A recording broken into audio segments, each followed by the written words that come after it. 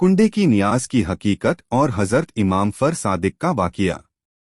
मुसलमानों का कदीम एक ज़माने से तरीका रहा है कि वह 22 रजब को हजरत इमाम जाफर सादिक रज़ी अल्लाह ताला अन्हो का फातिहा करते हैं, जिसे हम कुंडे की नियाज कहते हैं। यहाँ पर दो बातें जानना बहुत ज़रूरी है। नंबर 1, हजरत इमाम जाफर सादिक रज़ी अल्लाह ताला अन्हो कौन हैं?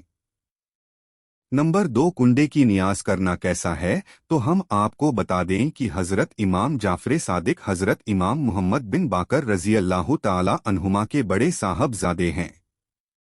आपका नाम मुबारक जाफर है और कुन्नियत अबू अब्दुल्लाह और अबू इस्माइल है और लक़ब सादिक फाजिल और ताहिर है। आप मदीना शरीफ में अब्दुल मलिक बिन मरवान के अहदे सल्तनत में रबी उल अव्वल के मुकद्दस महीने में पैदा हुए और अबू जाफर मंसूर इब्नुल अब्बास असफ़ाह के सल्तनत में आपका विसाल हुआ। आपका मज़ार मुकद्दस मदीना शरीफ में है।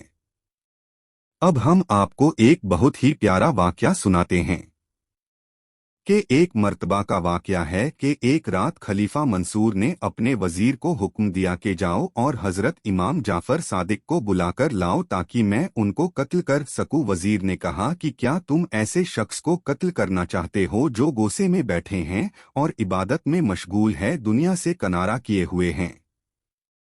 आखिर खलीफा जब बहुत बरहम हुआ तो वजीर आपको बुलाने के लिए गया। मंसूर ने गुलामों को समझा दिया कि जब इमाम जाफर सादिक आएं और मैं अपने सर से ताज उतार दूं तभी तुम इमाम जाफर सादिक को शहीद कर देना। लेकिन जब आप तशरीफ लाए तो उस वक्त का नज़ारा बिल्कुल अलग था।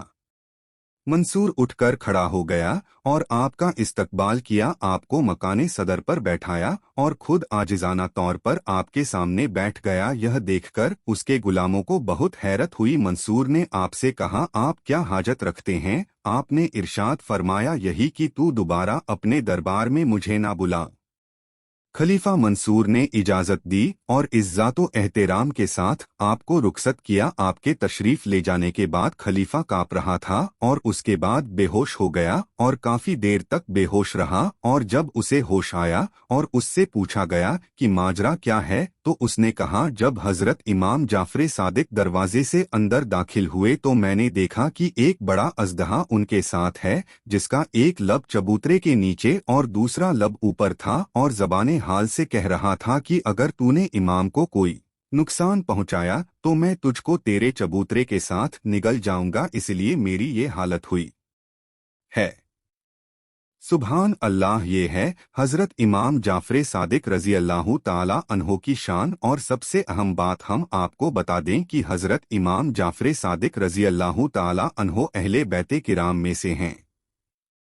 नंबर 2, सबसे ज़रूरी और अहम बात के कुंडे की नियाज कराना कैसा है और उसका तरीका क्या है। कुछ लोग कहते हैं कि 22 रजब को हजरत इमाम जाफर सादिक रज़ी अल्लाह ताला अन्हो की न तारीख़ विलादत है न तारीख़ वफ़ात, तो फातिहा दिलाना भी दुरुस्त नहीं। लेकिन अहले बैत के गुलाम उन लोगों के बहकावे में न आएं और मुकर्रा तारीखों पर इसाले सवाब और फातिहा करते रहे।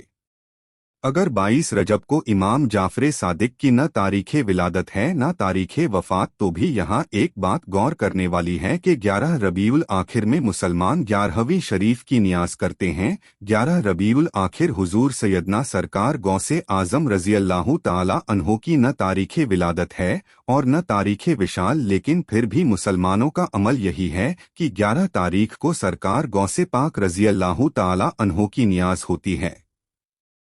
तो अगर मुसलमान 22 रजब को हजरत इमाम जाफर सादिक के नाम की नियाज करते हैं तो उन्हें करने दिया जाए ना कि उन पर फतवा लगाया जाए।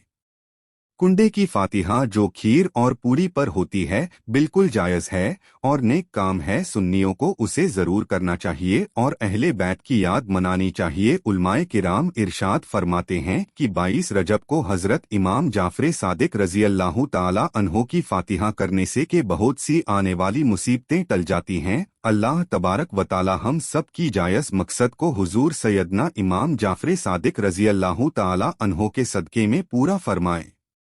नाजरीन, अगर आपको यह जानकर पसंद आई हो तो सदके जारिया की नियत से ज़्यादा लोग शेयर करें।